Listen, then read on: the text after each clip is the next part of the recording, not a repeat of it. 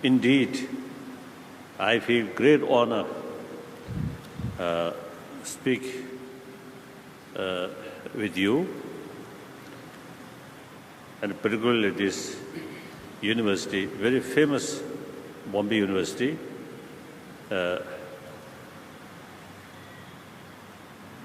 So I really feel great honor. And then also, I always feel very happy meeting with students. That means younger generation. And also to me, now this younger generation, whose age below 30, 20, you really, the generation of this century who can make new shape of this world. Time always moving. No force can stop time movement. But then only what we can do is utilize time properly. And then also, I think global level, the generation who belongs to the 21st century, you have the main sort of generation who have the responsibility to create better world. Past world, past sort of century, 20th century, of course, during that century, great achievements, you see, achieved in technological field and science. However, that century also became century of bloodshed, century of violence. And almost, I think, since Second World War, the constant fear, particularly in European continent, although apparently peace, but underneath constant fear. I myself noticed some occasion visit in West Germany's border area. Even sometimes I spent one night, 2 nights on border area. I myself also used to sometimes feel, oh, if something happened tonight, I come from India, spend just a few days, something happened. Then almost as it came to, came to buy somewhere. I think came to bring some unnecessary sort of suffering. Really, constant sort of fear. All this, same human world, but because of technology, you see, they increase tremendous sort of destructive power. So sometimes I really feel this marvelous human intelligence, sometimes used for wrong purpose. So in any way, because we learned such sort of unhappy situation in the past century, now the younger generation, you must sort of have vision to create different world peace, world of peace, and the peace not come through sky or not come through paper, but peace must come through inner peace. As I mentioned earlier, sometimes these nuclear weapons acted as a deterrent in a way, it's brought some sort of superficial peace, but out of fear. That's not genuine peace. So genuine peace must come through inner peace. Now question is how to develop inner peace. Now this is the now question. Inner peace by medicine? No. Tranquilizer? Maybe short period. Or drugs? No. Then education can bring inner peace. Again, not very sure. Some of these real troublemaker, as far as their brain is concerned, very smart, very well educated, but use brain or education for destructive way. So I very much keen meet younger generation in different part of the world. So now here, indeed I feel very happy. Then when I meet Indian youth, Indian public, emotionally also I have a certain feeling. We Tibetan sort of civilization, actually, since Buddhism reached Tibet, then the whole Tibetan civilization, then much enriched and much developed. So one time, Morarji Desai, they took the prime ministership. As usual, I wrote letter for congratulation. And then in his reply, Morarji Desai, Morarji Babuji, is mentioned Tibetan civilization and Indian are two branches of one Bodhi tree, same root. So I usually describe Indians as our guru. We are chela of Indian guru. So when I interact with Indian, sometimes I feel I'm talking to you, which essentially we learned from you at the past almost more than 1,000 years. So I feel great honor. And then also Bombay, the heart of India's sort of economic capital or something. So very important. So University of Bombay, I really feel something very, very sacred in my mind. So I'm very happy this opportunity. Now,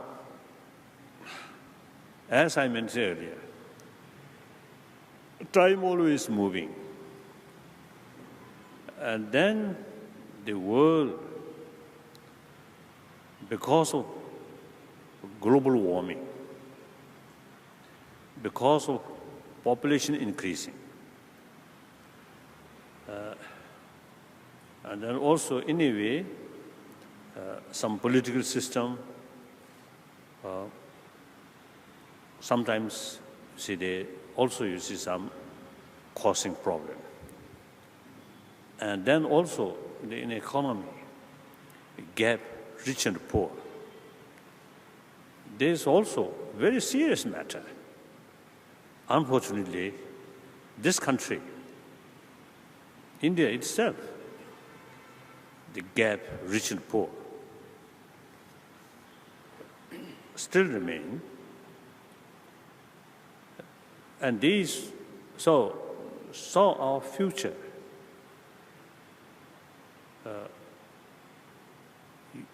Nobody can take for granted something easy, something,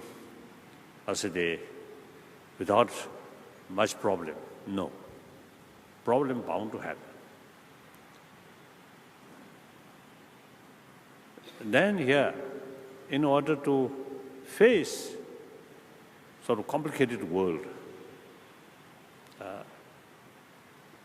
we need two things, I believe. Firstly, education, in order to deal with problem. Our approach should be realistic approach. In order to implement realistic approach, any problem, firstly, we should have the fuller knowledge about the reality. Then our approach become realistic approach. Then we get satisfactory result. No matter how our goal is noble, but method use unrealistic method, you will not get the goal satisfactorily. So in order to carry a realistic approach, in order to know the reality fully, now education has a very important role, because I believe the very purpose of education is reduce the gap, appearance and reality. There always is a gap, appearance and reality. So education helps to reduce this gap, appearance and reality.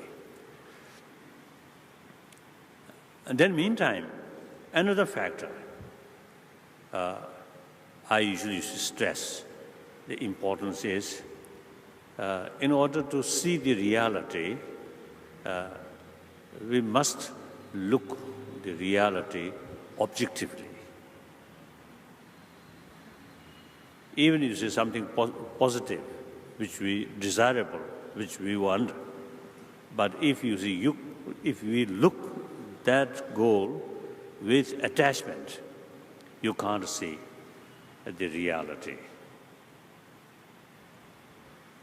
Here I want to share, many years ago, in Argentina, one meeting with some religious leader and also some scientist, at least one scientist, one physicist, who I was told, Chilean.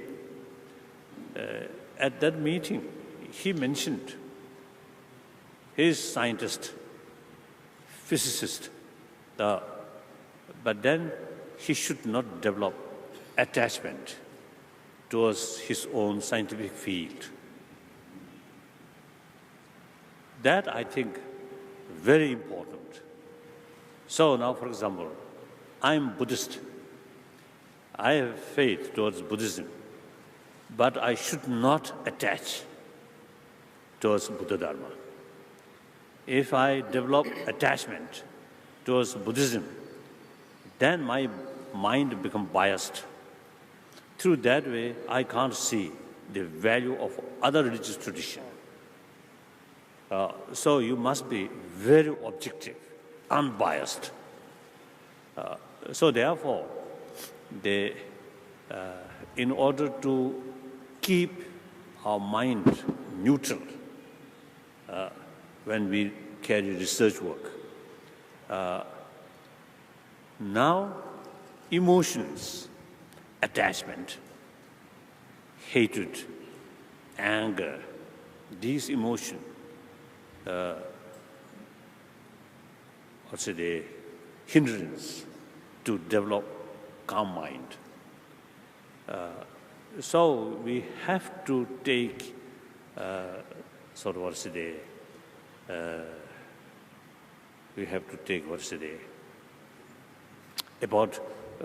pay more attention about emotional world. Usually, we not much pay attention about these emotional world. So that creates problem. So of course, in various different religious traditions, try to minimize these destructive sort of emotions, such as anger, hatred. So all religion, you see, carry the teaching or practice of love, compassion, forgiveness, tolerance. You see these things.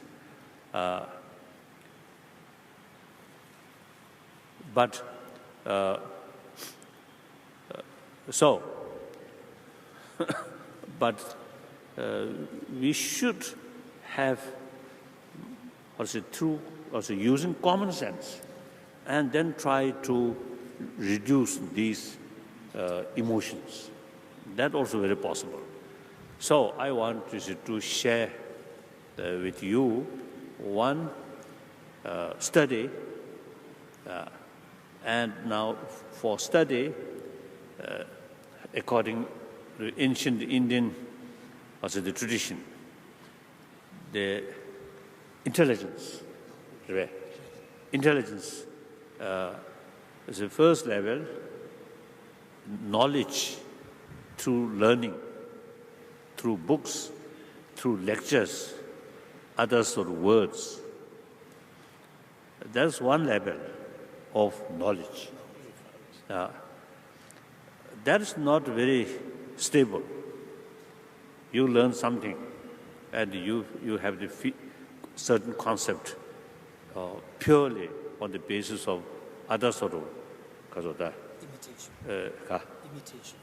imitation. Then if another person say, no, that's wrong, then your view immediately change or doubt. So the first level of knowledge is very unstable. However, it is acts as a basis. Then further contemplation, analyze by yourself what you learned from other or from books. Then analyze by yourself. Make sure certain point which mentioned by other or book, analyze, further examination. Then you develop second level of knowledge through your own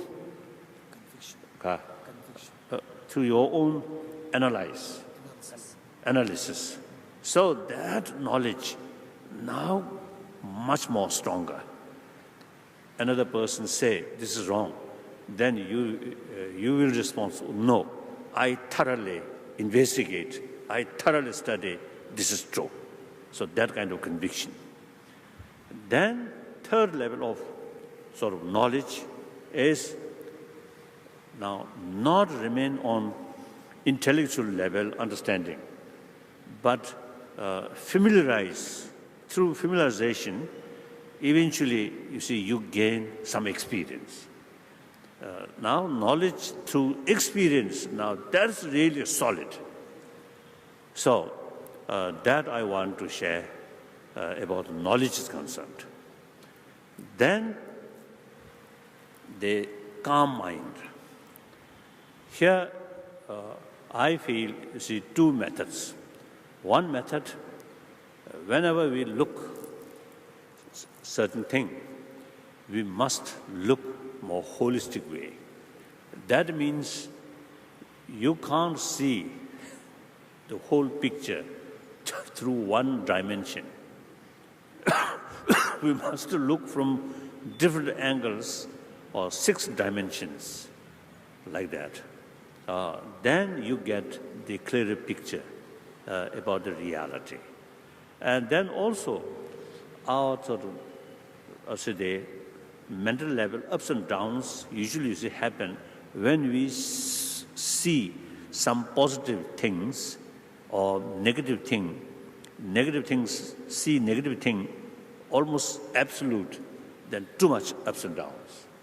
And positive thing and also almost like absolute. Again, you see the much disturbances. So the reality, it is impossible. Just one single event full of positive or full of negative. No. Any event, relative.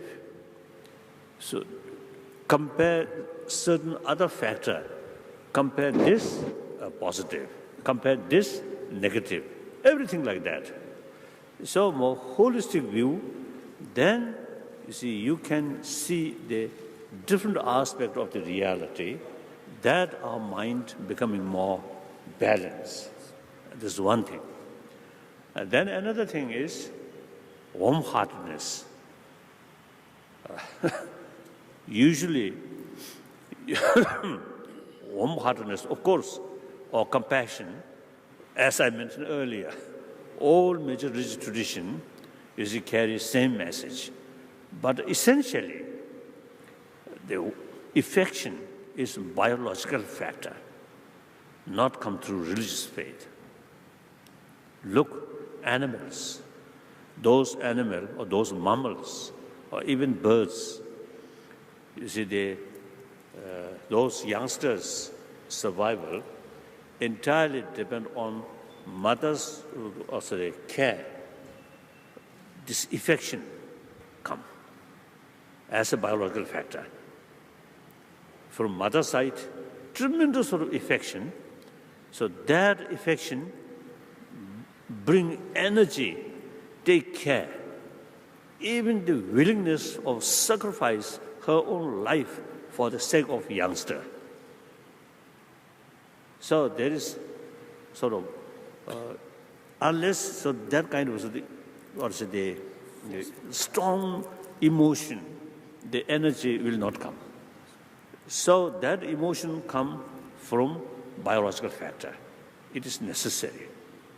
And child side or youngster side also, as soon as born, without reason, without sort of knowledge, who is that person? But biologically, sort of entirely depend on that person. So long that person carry cuddly, at the physical touch, the child feel happy, safe. As soon as separate, feel unhappy. So these are biological factor. So affection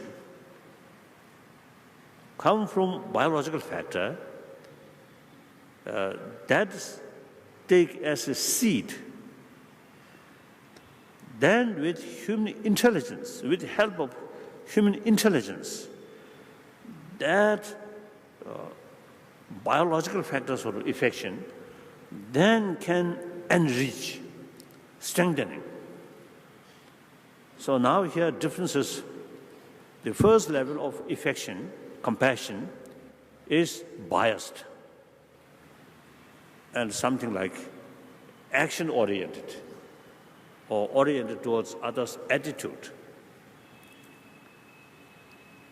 So biased. It cannot extend to so-called our enemy, whose attitude towards you is negative, harming on you. On that level, since that biased biological sort of affection is action-oriented, so the action which negative towards you, you cannot extend your feeling of love and compassion towards that.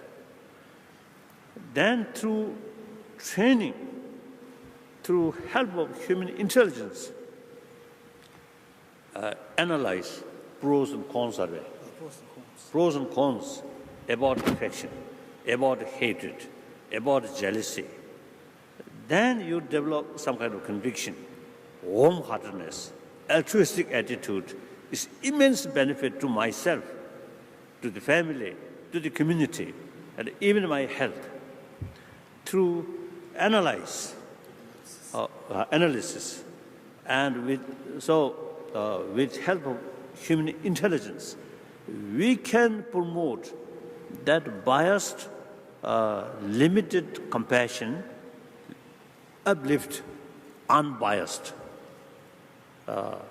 not action-oriented, but oriented to the being itself, or human case, human being themselves. Because now, your enemy, as far as action is concerned, their attitude is concerned, negative towards you. But still, these are human beings, human brothers, sisters, essentially. So part of our community, community which my future depend. So these even enemy, people who have some negative attitude towards you, these also part of the community which your future depend on them. So with understanding these things, then keep genuine compassion, genuine sense of concern, of well-being, even your enemy, regardless what their attitude. That is unbiased, genuine compassion. All major religious tradition, you see, teach us that. But without touching religion, using common sense, common experience, and then latest scientific finding, we can develop conviction, these kind of altruistic attitude, infinite altruistic attitude towards others. We can develop that. Some non-believer, the willingness to sacrifice their own life for sake of others. So these are some non-believer, not come through religious faith, but through common sense, like that. So that I think we can promote that through education, not through religious teaching, but through awareness, through education. So in modern education, the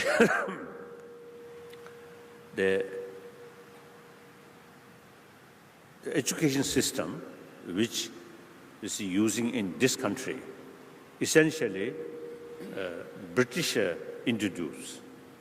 So in the West, when separate education institutions started, then moral ethics side, church take responsibility, and also family values some extent. But now in modern time, the influence from the church reduce, family value also reduce. Then the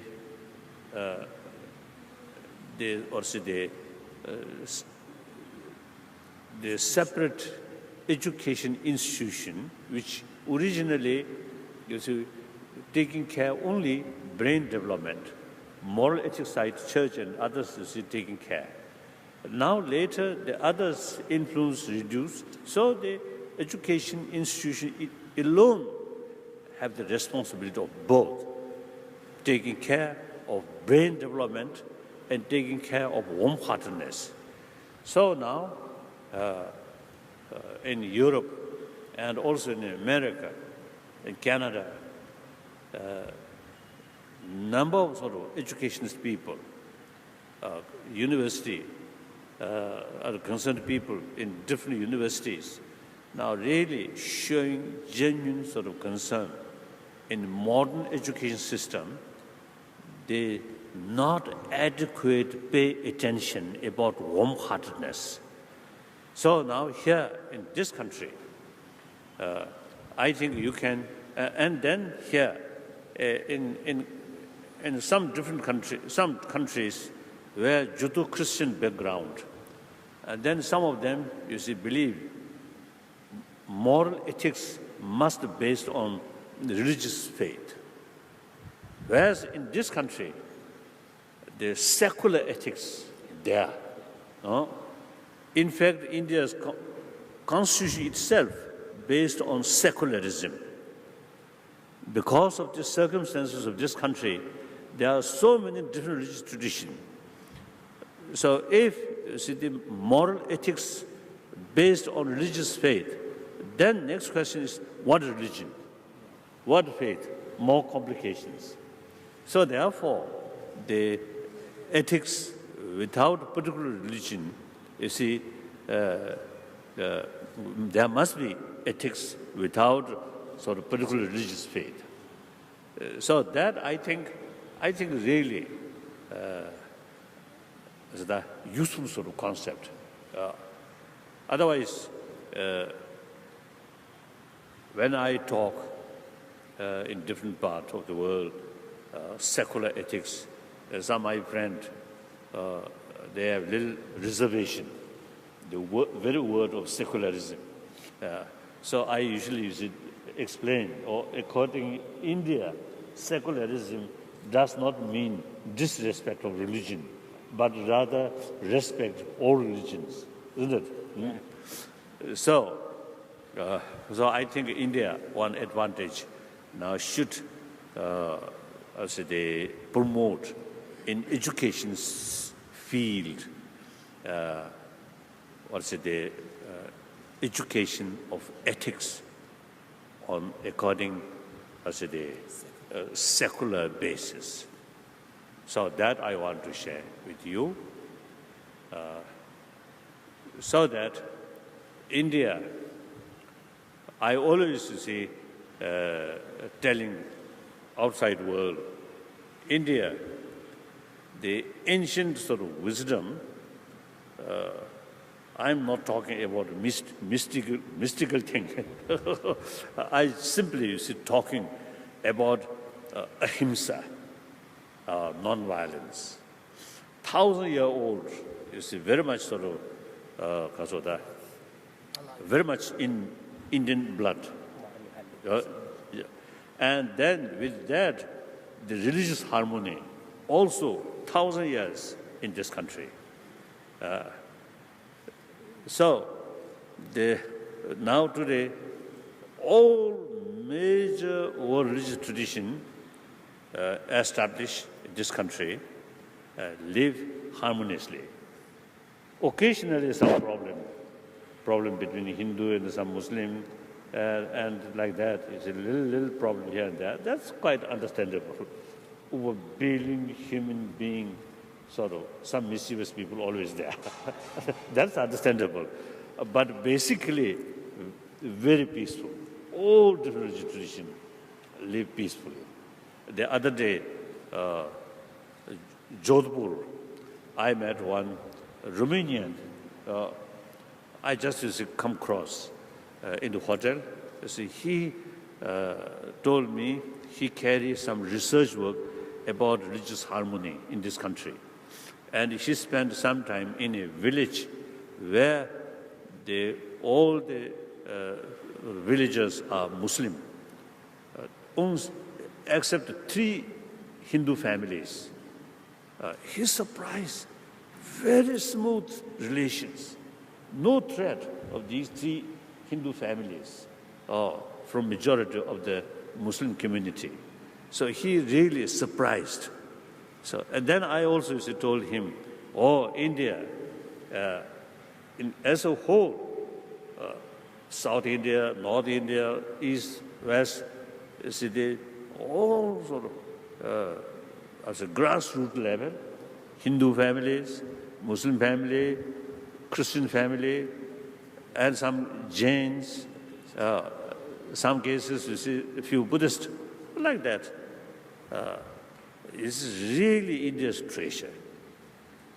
So this is not newly sort of invented, but last 1,000 years these kept. So ahimsa, non-violence, and religious harmony, these 2 things I consider ancient Indian treasure. So wherever I go, I always talk these 2 things. And I consider myself as a messenger of ancient Indian thought. So I always talk these things. Then meantime, I also talking to my Indian boss. That means India sort of, Indians, I consider as my guru. We are Chala. So sometimes I also say talking, we are not only Indian gurus Chala, but also quite a reliable Chala. The reason, last 1,000 years, the Nalanda tradition, in its own home, too much ups and downs. During those periods, your Chela, kept these Nalanda tradition intact. So that shows we are quite reliable Chela. So in any way, as a sort of level of Chela or messenger, I am quite sort of active promoting these things. Now my guru, my boss, must come, should more active regarding promotion of non-violence and religious harmony, particularly in university, in universities. Each student should sort of have clear picture about these, or clear sort of realization of your own 1,000-year-old treasure. Then India, greatest democratic country in population-wise, greatest democratic country, and a very stable nation. So now, I think in early period, like Mahatma Gandhi and those Indian sort of freedom fighters, you see, they eventually spread outside the world about ahimsa, non-violent struggle. Luther King followed Mahatma Gandhi's sort of path, and American civil right. They fought for civil right. They achieved. Now today, even president of that country, one black black American. These are real sort of big change. I was told, I know, the Luther King's wife. She told me, the Luther King Jr. Samarwe. Luther King, right? Oh, Martin Luther King. So much sort of attracted towards Gandhiji's lifestyle. Even he wanted to dress like Mahatma Gandhi. That's a little bit too far, I think. So you see, and then South African first president, after they got democracy, the Nelson Mandela, also you see, attracted about Mahatma Gandhi's non-violent principle. So now, non-violence and religious harmony, I think we Indian should show the rest of the world different religious tradition can live peacefully, can learn each other with mutual respect, mutual learning. I think India can show the rest of the world. So not only in the history, in the past, but even you see in modern time, sometimes different religious name also causing some divisions, some problems. So you, as my boss, my guru, should take more active role in this field. Then meantime, within the country, the caste system and also dowry and some discrimination, male and female and caste, these are maybe part of your tradition but outdated, must change these things. So the people, youth of this country, now you should take more initiative, change some of these drawback. Moral value-based society. Moral value-based society. So you must sort of active. That's I think very, very important. Then lastly, sometimes from your Chela, little sort of the constructive criticism sometimes you a little bit lazy. So you should be more hard work, with full self-confidence, then more work hard. That I want to tell you. So, thank you. Some now questions. Question answer. Good afternoon, Your Holiness. I'm Avni Jain from Jamalal Bajaj Institute of Management Studies. My question to you is, what do you think is the real purpose of life? And is it when a person follows the path of spirituality and social work, does he attain greatest happiness? Not very clear. What? What's the purpose of life? Ka. What is the purpose of life? Chiche. Oh. You look at any spiritual line to it, maybe good best. How can we achieve the happiness? How can we achieve Purpose of life? I think that's rather mysterious question. I think different answer according different philosophical sort of concept. According those people, those religious tradition, concept of God, creator, then I think you should ask God, what is the purpose of our life?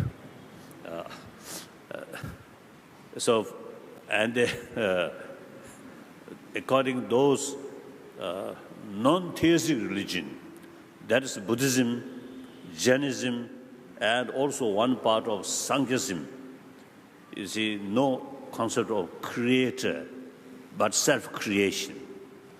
So law of causality, very much similar to that of Darwinian theory. These three non-theistic religion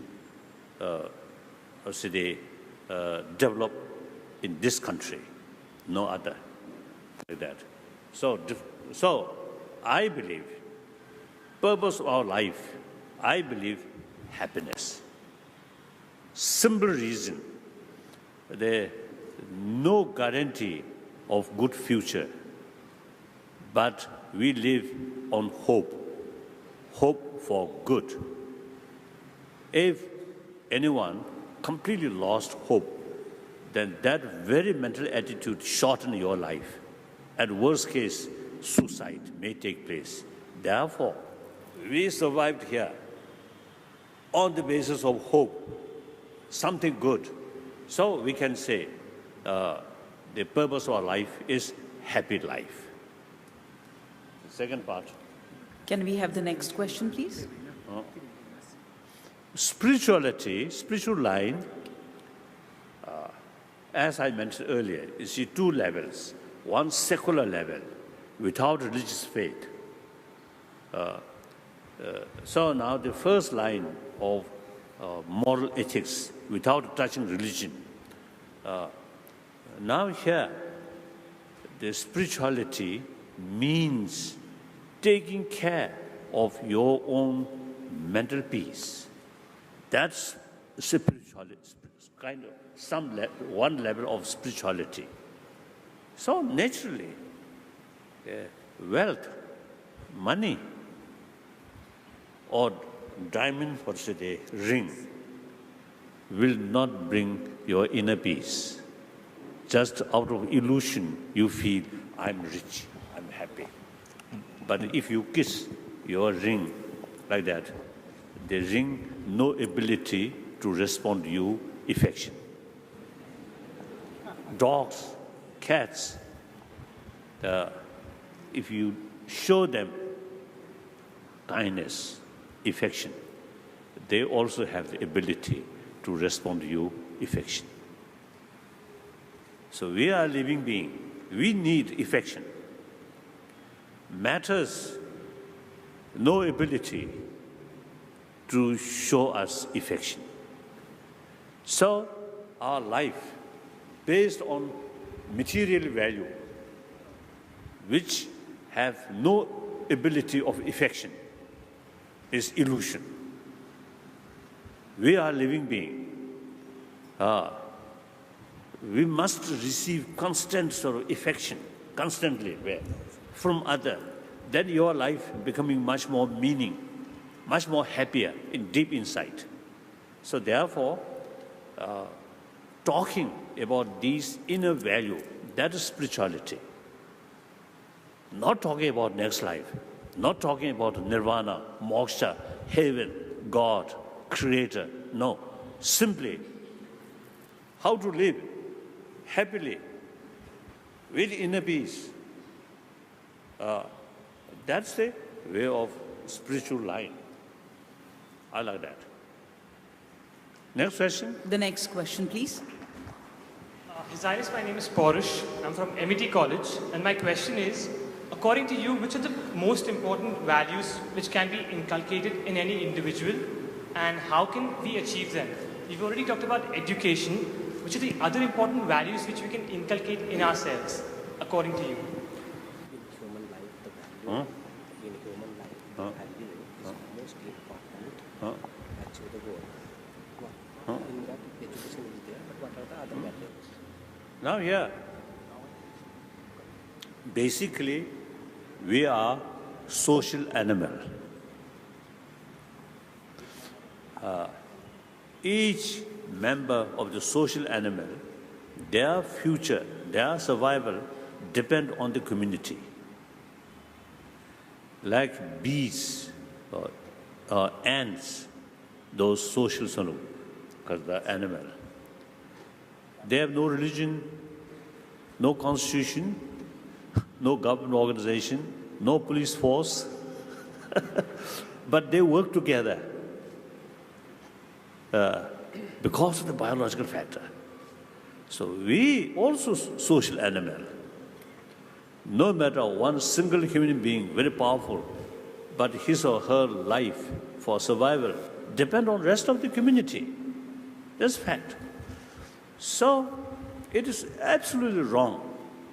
The basis of your own future is you look a little bit distant from you. And you must have so close link with the community, which basis of your own future. Here, as the factor which close with the basis of your own sort of happy life, that's sense of concern of well-being of other. That sense of sort of concern really bring together. So that I usually call affectionate attitude, altruistic attitude. So Belonging in this. Oh, so you see sense of community, sense of belonging. So that's the ultimate sort of source of our satisfaction. And that one key factor for social animal. So I usually talk in that thing. Of course, religious faith is individual business. But these things are entire humanity need, you see, that sort of sense of the well-being of the community like that. Now today, I think in ancient time, each community or each sort of nation or community more or less independent. Now today, global economy, environment issue, and due to many other factors, now entire nearly 7 billion human beings are just one human family, human community. So not only the nation to nation, but also continent to continent, heavily interdependent. So according to that reality, now we must have the concept, whole world is part of me. The century-old sort of was the concept, we and they. And that sort of concept divided we and they, and on that basis, exploitation, harming, even war. Now today's reality, everybody is part of you, part of me, part of big we we, big. Oh, so the concept of war is outdated. So long you have genuine sense of concern of well-being of other, there is no basis of killing, no basis of stealing, no basis of abuse, or sexual abuse, or rape, and the basis of telling lie, telling sort of go, deception. All this, so long you have the strong, the strong feeling of concern of well-being of other, and all these negative physical action, verbal action will not, because of that, no room about these negative action. So I feel whether person believe some deeper value or not, in practical level, if person follow these sort of practice out of awareness, through education, we become a really sensible person, and through that way we can build happier world. This is my fundamental belief, like that. Next question. Thank you. The next question, please. My name is Murtaza Kothari and I am from Jamnalal Bajaj Institute of Management Studies. Your Holiness, you spoke of peace and social welfare. My question is, how does capitalism relate to social welfare, and what role can capitalism play, especially in the aftermath of the global recession? Capitalism.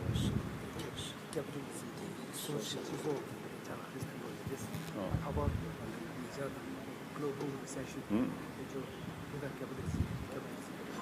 Oh, that's a difficult answer, difficult question. You should research, more research work. But me personally, 1954, 55, I spent several months in Peking, at least I think 5-6 months I spent in Peking, and I studied Marxism, socialism. I very much attracted about Marxist economy. In Marxist economy, they emphasize the equal distribution. So that's moral ethics. Whereas capitalism, not talking about equal distribution, but simply making more profit. So I very much attracted about Marxist economy. So at that time, I told Chinese authority, Communist authority, I want to join Chinese Communist Party. So still, as a socio-economy theory is concerned, I'm Marxist. No question, no secret. I always made clear, like that. But then, now today, China, of course, now Marxist genuine socialism no longer there.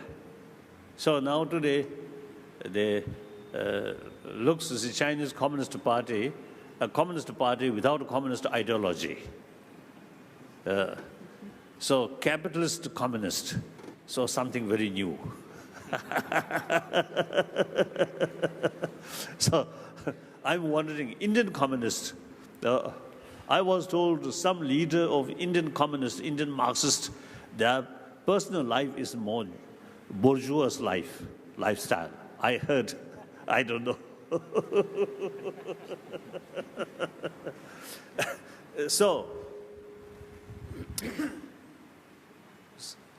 it looks the socialist sort of idea, take care, interest of the majority of the people, and working class people, needy people.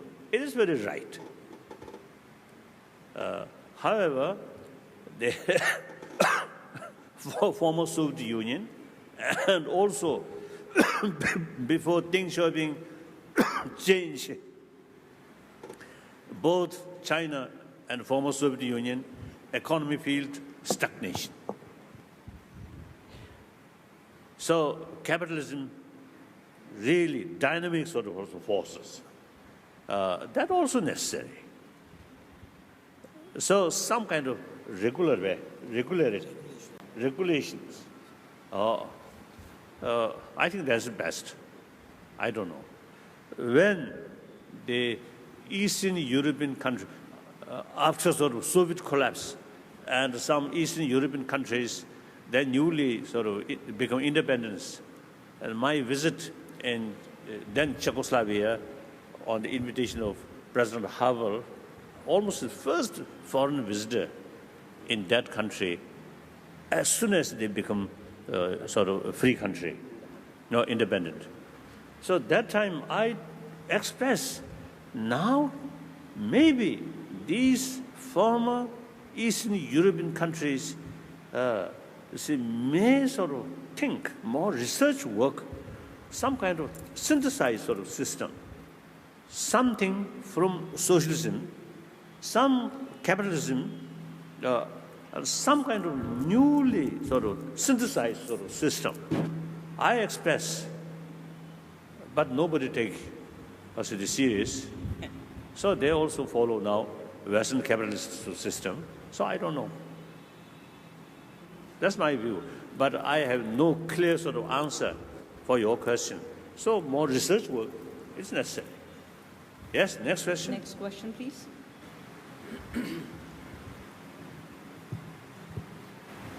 His Holiness, I'm Nadisha Shetty from MET College. It's a great honor to have you here. My question to you is, in a world that looks into technological gadgets and social networking, what role do you think art, culture and music play? In this technological world, yes. What exactly the art, music and the culture will play the role? Culture, what do you mean? Different aspect of culture. The individualistic culture of every country. What role do art, culture and music play?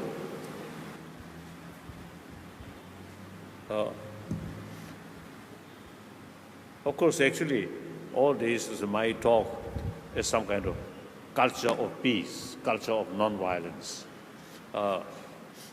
Now some is the role of art there.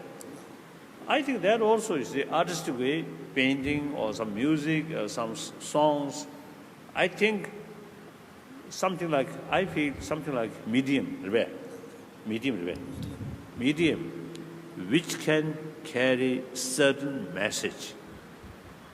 So, I think in modern time, some sort of songs, some musics, and you see that reach to millions of sort of audiences. Very powerful sort of medium. So that I know.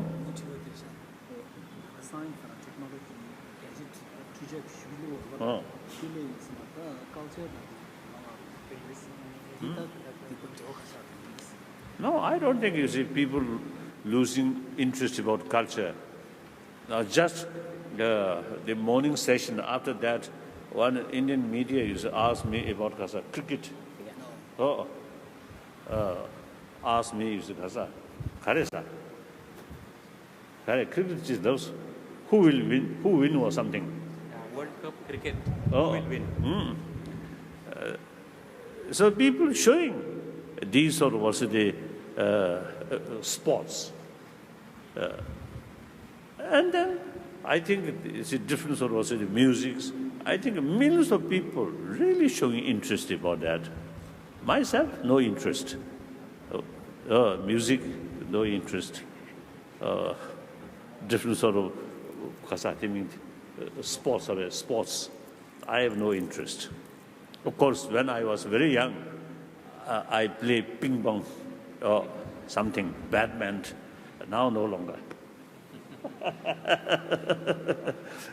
So, of course, these are, I feel, you see, the important part of our life.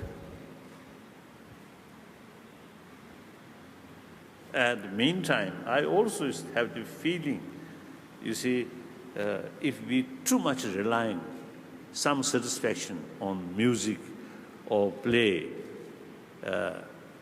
then our inner ability, you see,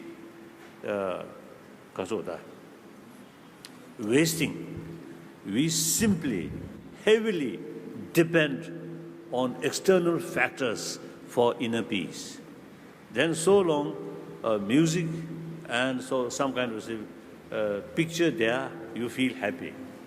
When no longer these things, then you feel boring. So there are other factors without depend on sensorial sort of experiences, but entirely use the mental sort of ability, inner peace. Then, without, whether you say there is some external facility or not, you always can be peaceful and can enjoy like that. That I feel. So that's why those people who spend solitude in remote area, they feel very happy. No music, no sort of television, nothing, but through their inner sort of or meditation or some different things, you see, get inner sort of immense inner peace. So days, nights, months, you see, go like that way. Of course, the external facilities are very good, but too much relying on these things, not good. That's how I feel. Next question. Next question, please. Good afternoon, His Holiness. I am Nihar Maekar from Wellington Institute of Management, V School. And my question to you is, in today's world of globalization and technological advancement, should youth of India follow and totally rely upon the Indian traditions as mentioned by you and sir, like the learnings from Mahabharata or Ramayana, or should we combine the best of the Western philosophies as well as Indian philosophies in order to grow and develop?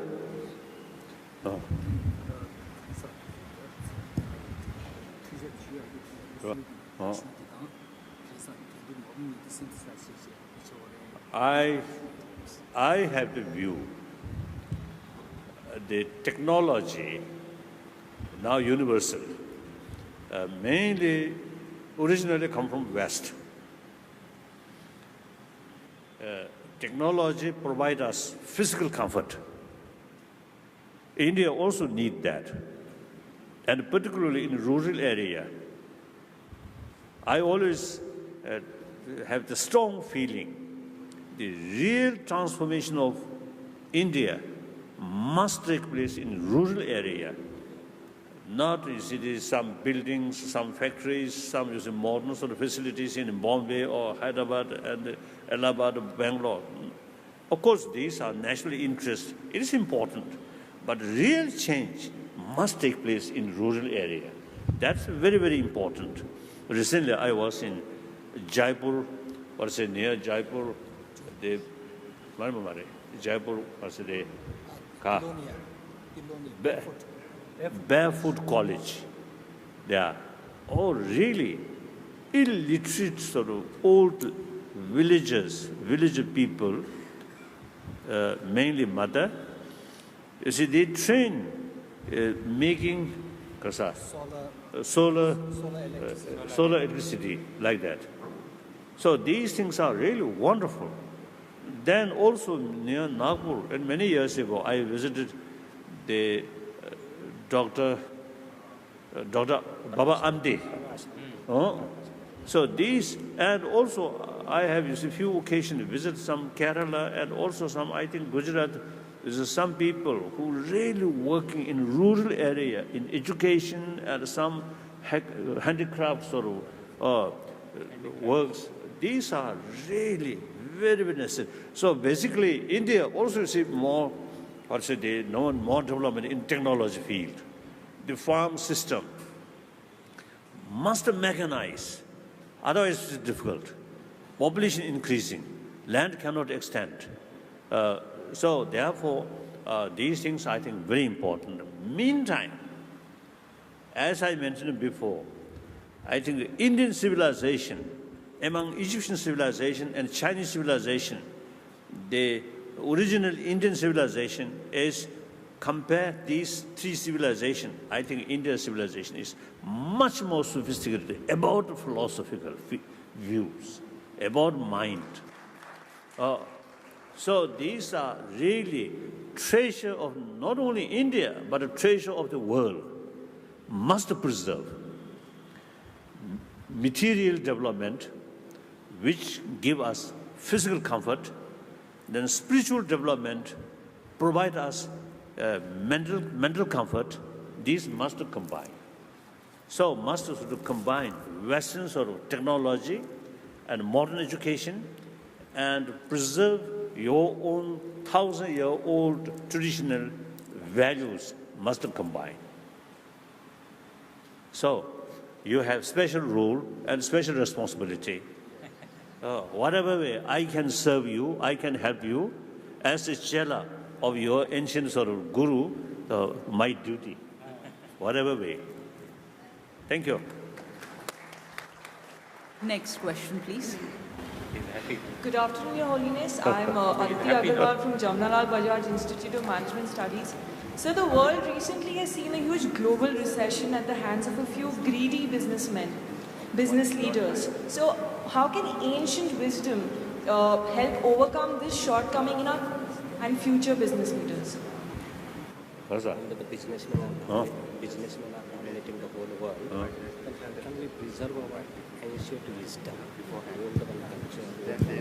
How can we preserve when the businessmen are dominating the world? How it can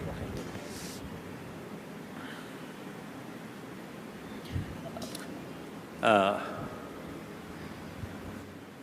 Business people also come from the society. A society where talks only material value. Then people who come from that kind of society, naturally, just to say, talking about value of matters, materials. So we need some change at the fundamental level. Now in the West, some educationists really sort of questioning about existing education system. And also, you see, among, I think a few decades ago, I noticed among the businessmen, much less number who's showing about the value of spirituality or inner peace. Nowadays, more and more people among the business people. And a few occasions they organize, say, my talk about inner values. And also, we notice in America, some big company, because of multi company, they also, you see, they from their profit, some allocation to serve other people. Philanthropies. So, I think some of the Indian sort of big company also now, I think, you see, we will follow, I think. That's also good. You see, everybody you see, cannot be big businessmen. So there must be some people who really concentrate on the economic field as their profession. Meantime, not forgetting about basic sort of the society's well-being. And particularly, I hope you should pay more attention in rural condition or economic condition in rural area. So I think generally, I think education system, and also I think some sort of media people also have the responsibility you see, to talk, to inform people, not only money value, but other values. So that these sort of businessmen, because of the business sort of oriented people, they eventually, you see, feel they're also getting sick. They also, you see, getting older. Then finally they have to go. So money, no matter how billionaire, but all the money remain in bank. They cannot carry. Only their mind, isn't it? So you see, the educator reminds, you see, people through sort of also the media people, educate them. And meantime, our education system is right from the beginning, from kindergarten, educate about inner values, about, as I mentioned earlier, the secular ethics, from kindergarten up to university level. Then, I think, later part of this 21st century, the humanity's way of thinking may change. So this is my view. So this is everybody's sort of interest. So everybody has some sort of responsibility or ability, make some sort of lead that kind of sort of also the direction, I feel. Philanthropy is correct. I don't know that word, I don't know. Yes, thank you. I can see so many students eager to ask questions, but we have 5 to 7 minutes more to our credit, and therefore this could be either the last or last bus second question, depending upon the time permitting us. Good afternoon, His Holiness. I am Anvi Kedia from Wellington Institute of Management, that is V School. And my question is, people generally find it difficult to keep a balance between economic growth and environmental preservation. So what is your advice in this regard? Kasa? Yes, it's a very important sort of question. Taking care about planet is something like taking care of our own home. So, that also education. Mainly, you see, depend on education. I myself, 1959, when I came first India, the first time, no, not first time 1956. So in any way, after sort of more or less permanent sort of residence in this country after 59, at the early period, I have no idea about the importance of ecology. Then only through meeting scientists or ecologists, then I learned, oh, that's very, very important. Everybody's sort of has the responsibility to take care about ecology. So,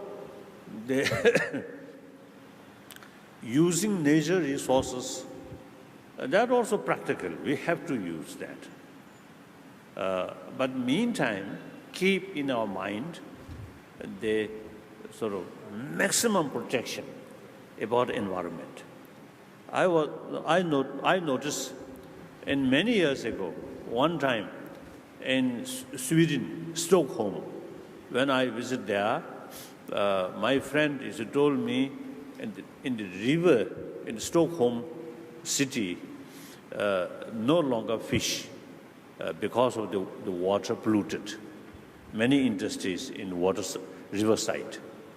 And then later, I think 1 decade or more, another occasion, I was told some fish now reappear because not sort of stop all those factories, but keep continuously, but taking special care about because of the purification of water like that. So there is a way, maintain industry, meantime, more pay attention about cleanse.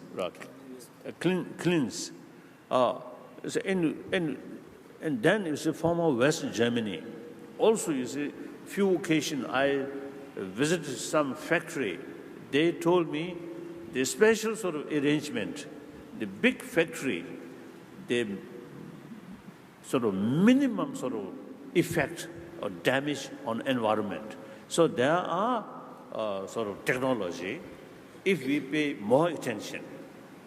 So like China and India, now we really need, you see, more expertise. Keep,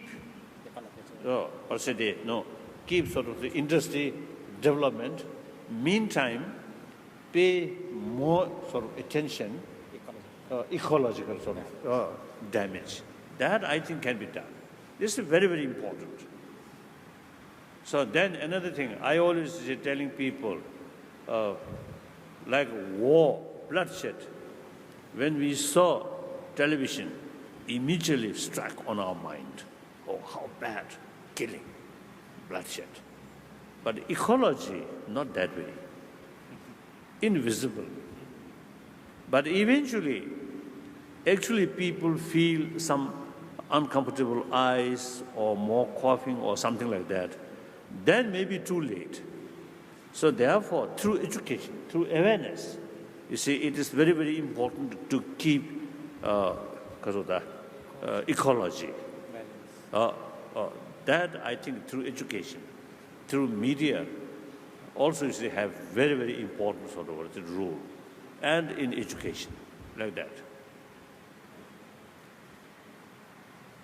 Then sometimes I feel, I think in Australia and also in Europe, I noticed some school, some university student, say, weekend, go to rural area and educate the villagers,